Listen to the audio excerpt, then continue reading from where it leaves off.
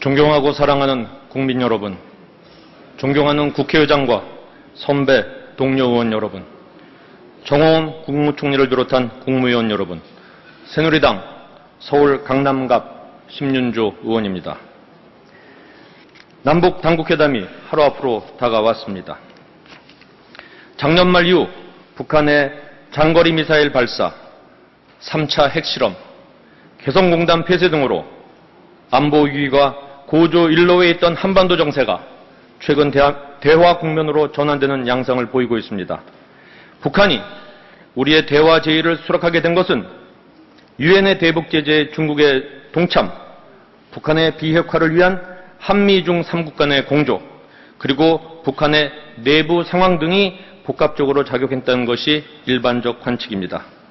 그러나 이와 함께 안보에 대해서는 한치의 빈틈도 허용치 않으면서도 항상 대화의 문을 열어놓고 북한의 호응을 촉구했던 박근혜 대통령의 한반도 신뢰 프로세스가 준비되어 있지 않았다면 근본 남북대화는 성사되기 어려울 것으로 보입니다. 정부는 이번 남북 당국회담을 남북관계에 큰 변화를 가져다주는 회담이 되도록 철저히 준비해야 할 것입니다. 북한이 궁지에서 벗어나는 시간을 벌게 해준다면 회담 자체도 성공할 수 없고 지속 가능한 남북한 간의 관계 개선도 불가능할 것입니다. 따라서 차분하게 북한과 신뢰를 쌓아가는 자세가 필요한 때입니다. 이번 회담에서 남북 간 신뢰를 쌓는 계기가 마련된다면 한반도 신뢰 프로세스가 본격적으로 가동되어 남북관계뿐만 아니라 동북아 정세에도 커다란 긍정적 변화가 있게 될 것으로 믿습니다. 오늘 여러 의원님들께서 남북 당국 회담과 관련한 질문들을 많이 해주셨습니다마는 이를 바탕으로 몇 가지 추가 질문을 하도록 하겠습니다. 먼저 국무총리께 질의 드리겠습니다.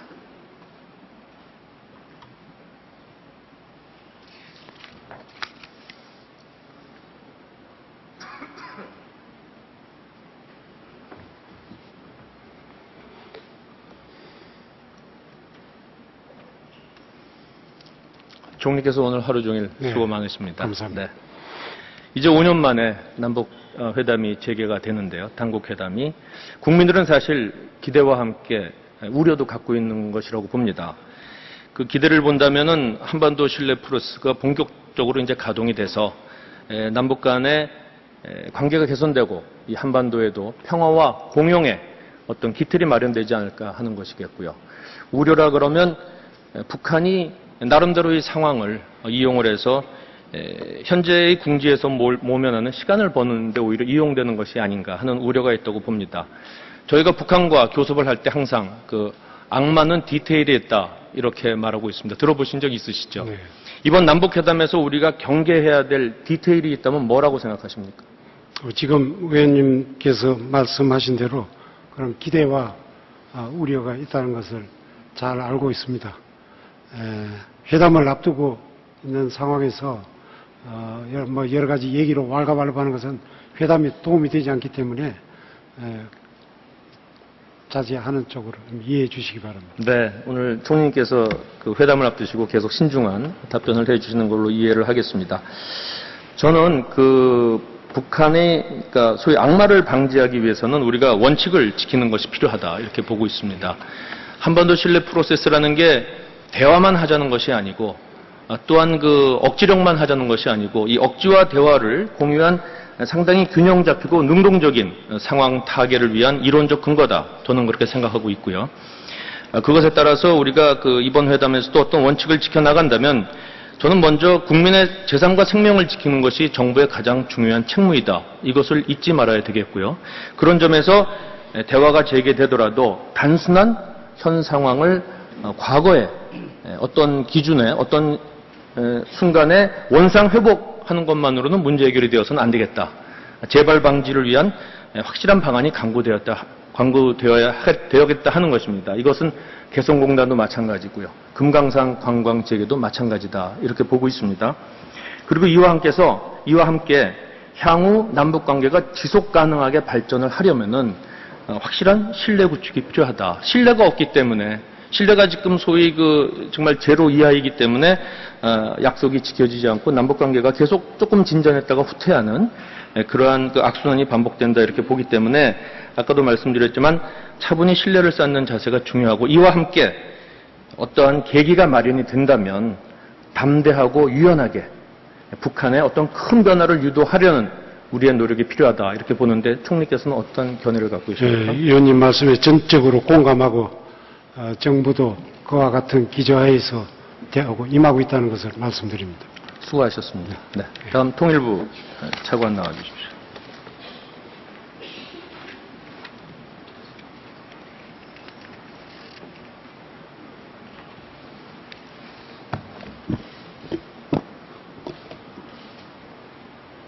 지금 통일부 장관 열공 중이시죠? 예, 그런 걸로 알고 있습니다. 무엇을 특히 중점적으로 열공하고 계십니까? 내일 이제 회담이 열리기 때문에 꼭 아직 공식적인 대표에 대한 아직 발표는 없습니다. 다만 이제 회담을 전반적으로 지휘를 하시기 때문에 그 전략과 어떤 방안들을 할 것인가 이런 거에 대해서 준비하고 계신 걸로 알고 있습니다. 북한의 명단이 확정되면 거기에 따라서 우리 명단도, 대표단 명단도 결정되는 겁니까? 지금 그런 구조는 아닌 걸로 알고 있습니다. 공식적으로 발표가 있을 겁니다. 확정이 되면. 그러니까 제 얘기는 우리는 우리 나름대로 우리의 필요에 따라서 대표단의 수위를 결정하느냐 아니면 북한의 대표단 명단을 보고 상대적으로 우리 입장을 결정하느냐 하는 겁니다. 그게 이제 어떤 과거의 전례라든지 이런 게 완전히 이렇게 픽스되어 있지는 않습니다. 그런데 이제 이번에는 수석 대표의 급과 관련해서 여러 가지 논란이 있었기 때문에 그걸 지금 내부에서 어떻게 결정한다 이런 말씀은 제가 여기서 드리기는 좀 곤란한 입장에 있습니다. 우리가 쉬운 것부터 해결해 나가는 입장이고 북한은 일괄 타결하자는 그러한 입장은 사실입니까? 아직 회담이 시작이 안 됐기 때문에 그거에 대해서 판단할 수는 없지만 과거로 보면은 이제 대개 북한은 약간 일괄타결적인 성격을 가지고 있었던 적은 있었습니다. 저는 이 두 가지 문제가요, 대표단의 수위라든지 의제가 별개의 문제라고 생각지 않습니다. 중요한 문제를 다루고 큰 문제를 다루면 당연히 고위 인사가 나와야 됩니다. 그렇지 않고 실무적인 것을 결정해야 될 회담이라면 굳이 고위 인사가 나올 필요가 없죠. 그것이야말로 고위 회담을 위한 회담이 되는 것입니다. 이 점을 잘 염두에 두셔서 보다 유연한 입장을 취하는 것이 필요하다. 저는 그렇게 보고 있습니다. 또 하나 의제와 관련해서 저희가 이 관계 개선도 좋고 다 좋은데 그 의제에 설사 비핵화가 포함되어 있지 않더라도 비핵화에 대한 우리 입장은 분명히 하는 것이 좋다. 즉 비핵화에 어떤 진전이 없으면 현재 진행 중인 유엔 안보리의 대북 제재라든지 이런 것에 대한 중단은 없을 것이다. 비핵화와 제재는 맞물려 있다 하는 것을 분명히 밝혀주는 것이 필요하다. 이렇게 보는데 어떻게 생각하십니까? 비핵화 관련해서는 저희 정부 입장은 확고합니다. 북한 핵을 불용한다는 입장은 확고합니다. 다만 이번 회담에서 내일 어떻게 밝히고 어떤 그 문제를 어떻게 전달할지 이거에 대해서 제가 말씀드릴 수 있는 것은 지금 좀 어렵다 이런 말씀을 드리고 의원님 취지는 충분히 이해하고 있습니다. 현재 북한 인권법이요 17대 국회 때부터 되지 않고 있는데 저는 이것이 어떤 정치적 상황과 무관하게 인류 보편적 가치 차원에서 추진해야 될 필요가 있다 이렇게 생각을 하는데 차관께서는 인권법이 남북관계 개선에 부정적인 영향을 준다는 일각의 우려에 대해서 어떻게 생각하십니까? 북한 인권법은 인권이라는 문제는 의원님 지적하셨다시피 인류 보편적인 그런 문제입니다. 그래서 이 부분은 북한에 어떤 영향을 미치고 그럴 문제는 아니고 이 북한 인권 상황 개선을 위해서 필요한 법이다 이런 생각을 가지고 있습니다. 저는 오히려 이 인권법이 제정이 되는 것이 우리의 인류 보편적 가치 차원에서의 원칙적 입장을 분명히 하는 것이고 이것이 장기적인 관점에서 볼 때 남북 관계의 건전한 발전을 위해서 필요한 것이다 이렇게 보고 있는데 어떻게 생각하십니까? 네, 저도 같은 생각을 가지고 있습니다. 탈북민 대책과 관련해서 한마디 질의하겠습니다. 어제 본 의원은 탈북 청소년의 학력 증진을 위한 정책 토론회를 개최했습니다. 통일부의 과장도 참석하셨고요. 그래서 탈북 청소년이 우리의 통일 자산이 되어야 되는데 이들이 사회에 제대로 적응하지 못하면 자산이 아니라 오히려 부채로, 부담으로 이렇게 작용할 우려가 있다 하는 것이죠. 그래서 이들에 대한 학력 증진이 원활한 사회 적응을 위해서 필요하다 이렇게 보고 있습니다. 어저께 저는 탈북 청소년의 문제만 갖고 했습니다만 사실은 이 탈북민 전체에 대한 대책이 필요한데 지금 보면은 이것이 그 입국 과정서부터 또는 입국 후의 지원에 이르기까지 너무나 산재된 담당 기구가 있습니다. 상호 유기적으로 잘 연계가 되어 있지 않아요. 그래서 정부 내에 이 탈북민 전체 문제를 다룰 통합관리기구가 필요하다 이렇게 보고 있고요. 현재 있는 북한 이탈주민 지원재단으로는 미흡하다 이렇게 보고 있는데 여기에 대해서는 어떻게 생각하십니까? 의원님 지적은 지당하신 말씀입니다. 지금은 이제 통일부가 중심으로 해서 정착 지원 체제를 갖추고 있습니다. 그리고 관계부처 간에 여러 가지 역할 분담을 하고 그것을 통일부가 이렇게 총괄하는 식으로 되어 있는데 그 총괄하는 노력을 좀 더 이렇게 강화하고 그래서 이 중복되는 프로그램이라든지 이런 것이 없이 정말로 탈북민들한테 필요한 지원이 갈 수 있도록 하는 체제를 만들도록 노력을 하겠습니다. 꼭 좀 유념해 주시기 바랍니다. 예. 네, 수고하셨습니다. 외교부 장관 앞으로 나오시기 바랍니다.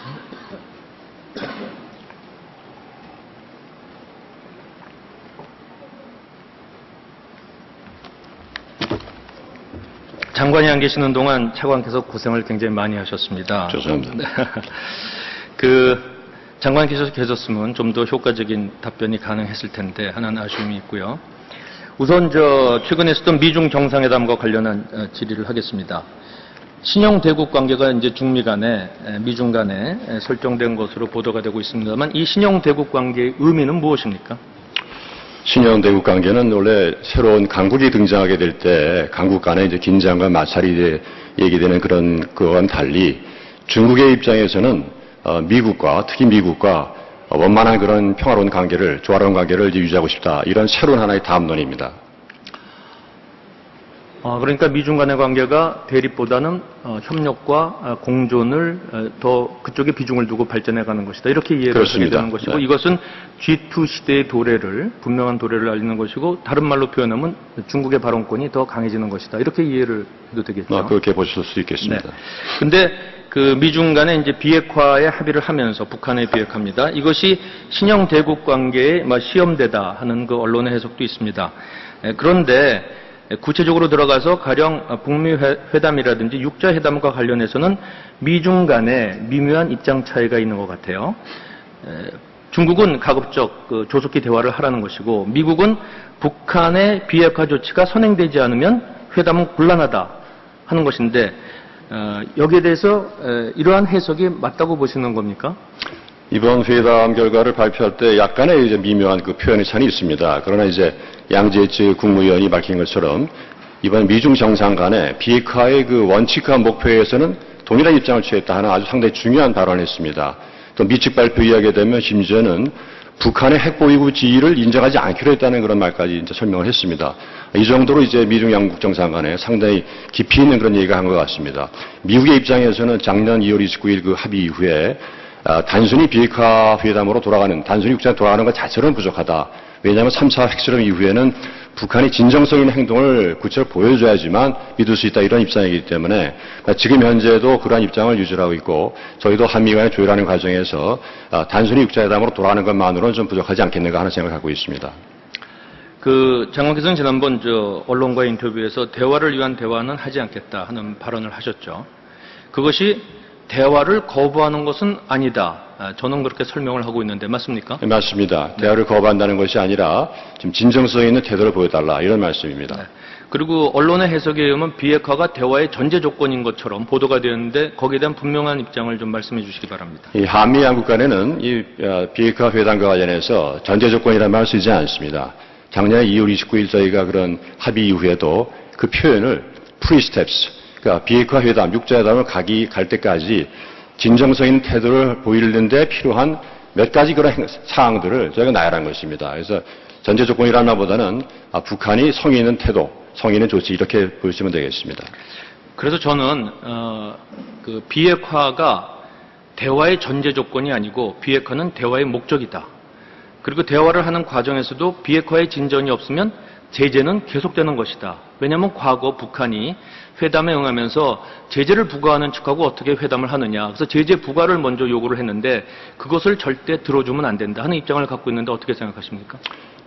이제 북한이 이제 최근 들어가지고 다양한 형태의 이제 대화를 재개를 원하면서 앞으로 이제 육자회담 재개도 이제 요청할 것으로 희망할 것으로 생각됩니다만은 북한이 헌법에까지 그 핵보유국 지위를 명기한 이 상태에서 단순히 그 어떠한 목표 의식 없이 육자회담을 되게 하는 것 자체는 다소 문제가 있을 수가 있습니다. 그래서 우리가 이제 어떤 사전 협의 등을 통해서 북한이 과연 이번 회담에 응하게 된다면은 과연 이것이 비핵화 회담인지 군축 회담인지 평화 회담인지 이런 것에 대한 그 목적을 분명히 밝히는 것이 그 협상을 하는 나머지 5개국의 입장에서 훨씬 더 편하다고 생각합니다.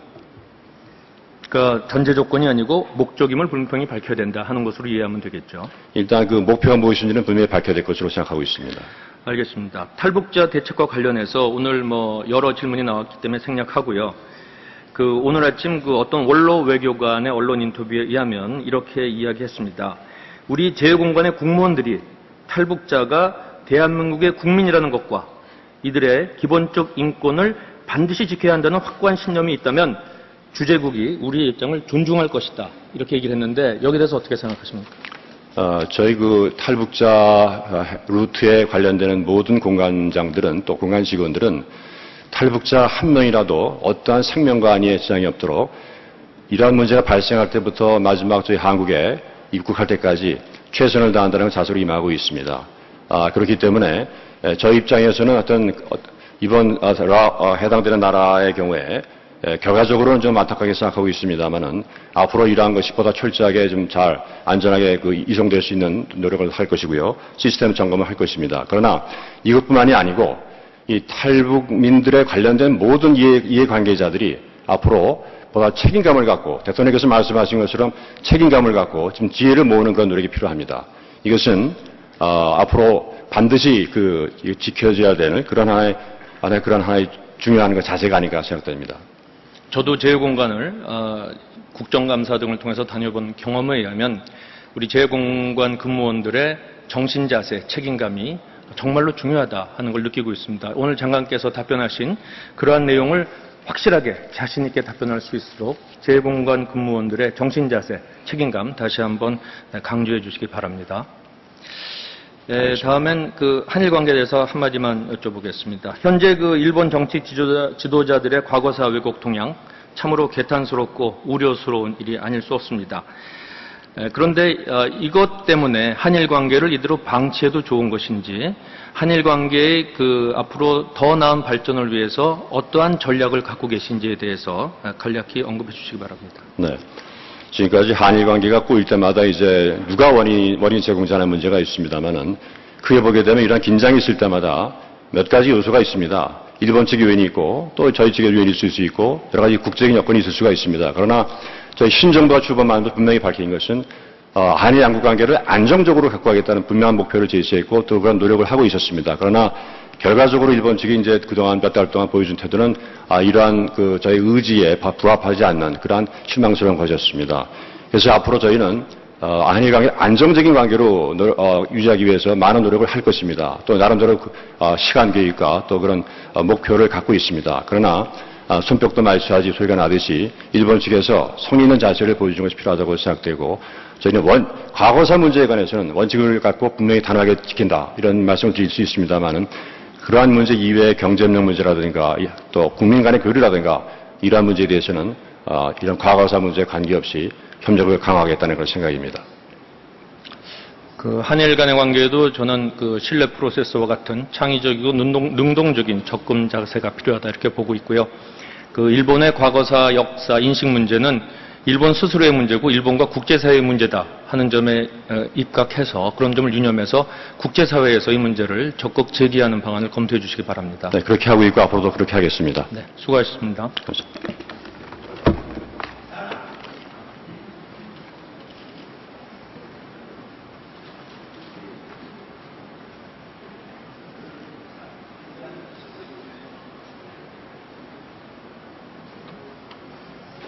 존경하고 사랑하는 국민 여러분, 지금 동북아시아 정세는 탈냉전 이후 최대의 변환기를 겪고 있으며 이 속에서 새로운 질서가 형성되는 과정에 있습니다.